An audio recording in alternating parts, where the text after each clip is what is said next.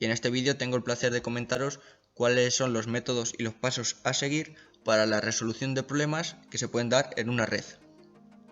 Para ello deberemos de tener un estudio y un conocimiento de la red. Por un lado tenemos la tipología física, en la cual se muestra la distribución física de los dispositivos conectados a la red.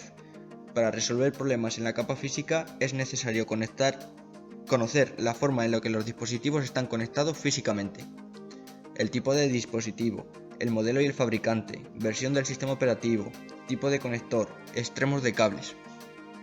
Por otro lado, tenemos la tipología lógica, en la cual deberemos de saber los identificadores de dispositivos, dirección IP y longitudes de prefijos, identificadores de interfaz, tipo de conexión, VPN de sitio a sitio, protocolos de enrutamiento, rutas estáticas, protocolos de enlaces de datos y demás factores que puedan influir en el intercambio de datos entre dos equipos que se encuentran dentro de nuestra red. Aquí tenemos una tabla de comandos show, los cuales nos permiten reunir información directamente de los routers y de los switches. Estos comandos nos proporcionan y nos dan facilidad para encontrar el problema que tenemos en la red. Por ejemplo, el comando show IP interface brief se usa para mostrar el estado activo o inactivo y la dirección IP de todas las interfaces de un dispositivo. Los comandos show IP route o show IPvs route se usan para mostrar la tabla de routing de un router con fin de detectar los vecinos conectados directamente, los dispositivos remotos adicionales y los protocolos de enrutamiento que se han configurado. O también tenemos el show CDP neighbor detail, que sirve para obtener información detallada sobre los dispositivos vecinos de conexión directa de Cisco. Existen tres etapas principales en el proceso de resolución de problemas. La primera etapa es la recolección de síntomas. La resolución de problemas comienza con la recolección y el registro de los síntomas de la red, los sistemas finales y los usuarios. Además, el administrador de red determina qué componentes de la red se vieron afectados y de qué forma cambió la funcionalidad de la red en comparación con la línea de base. En esta etapa deberemos de hacernos preguntas como por ejemplo, ¿el problema se limita a un único dispositivo o a un grupo de dispositivos? ¿A una red completa o a una red de dispositivos? La segunda etapa es el aislamiento del problema.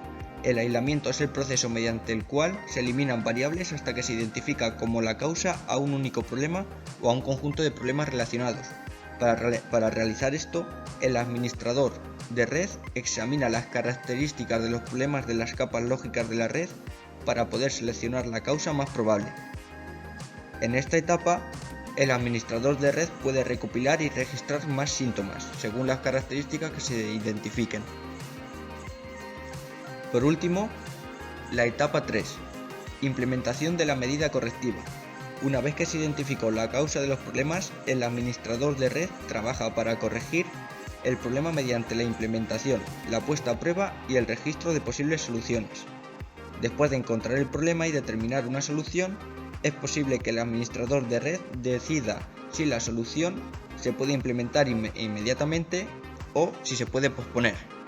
Una vez que hemos encontrado el problema y hemos realizado estas tres etapas, se pueden dar dos situaciones: que el problema se quede resuelto, en este caso simplemente se guardarán los cambios, o que el problema no quede resuelto, entonces deberemos de borrar todos los cambios que se han realizado anteriormente y volver a realizar cada una de estas etapas. Existen 5 pasos de recolección de información a la hora de intentar encontrar un problema. El primer paso es recolectar información. Para formar una definición del problema, recolectamos la información en las solicitudes de soporte y de los usuarios o los sistemas finales afectados por el problema. El paso 2 es determinar a quién le corresponde. Si el problema está dentro de un ámbito de control de la organización, continuamos con la siguiente etapa.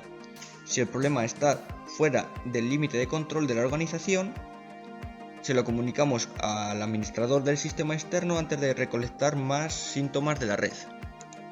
El paso 3 es reducir el ámbito. Determinamos si el problema está en la capa del núcleo, de distribución o de acceso a la red.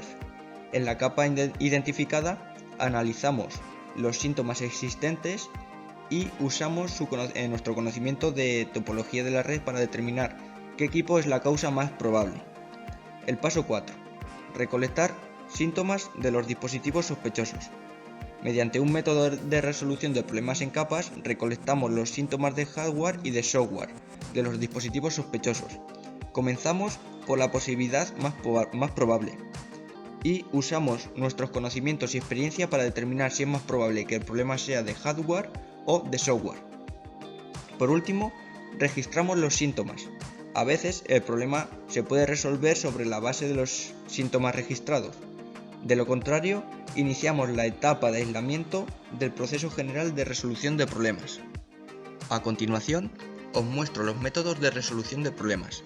El primero es el método ascendente, en el cual comenzamos a buscar el problema en la capa física y acabando en la capa de aplicación, siguiendo el orden ascendente.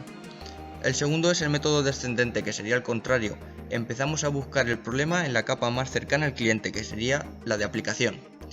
Y por último, el enfoque divide y vencerás, en el cual el problema se busca aleatoriamente sin seguir un orden en las distintas capas.